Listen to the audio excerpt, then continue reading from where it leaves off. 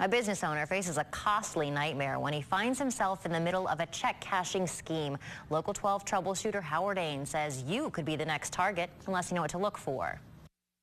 This is a check cashing scam that has cost a lot of people thousands of dollars. Scammers have found a way to rob you, sometimes without you ever realizing it. They had used my name and my address, and there was checks going out to various people for large amounts of money. Sean is the owner of Frank's Auto Shop. He was surprised to learn that the name and address of his business were being used on counterfeit checks. To date, Sean says none of his accounts have been compromised, as best as he can tell. But he knows the reputation of his business is being compromised. Sometimes they use legitimate company addresses as the return address on the postage that's being sent to different people to make it seem legitimate. Postal inspectors say con artists use fake checks in all sorts of scams. People look up the company and see there is a legitimate company there, but it's all a ruse. The company did not mail the check out. The goal is to get victims to deposit the fake checks and send back money via money orders or even cash.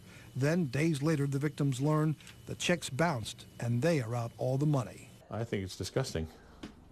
I think it's, at least back in the old days when you got robbed, you knew you got robbed.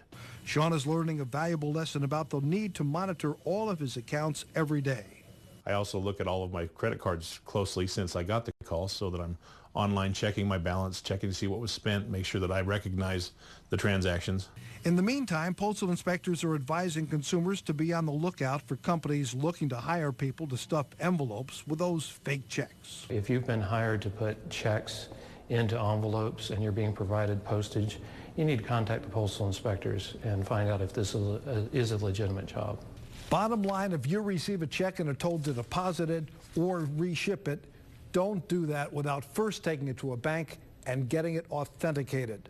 Howard Ain, Local 12 troubleshooter.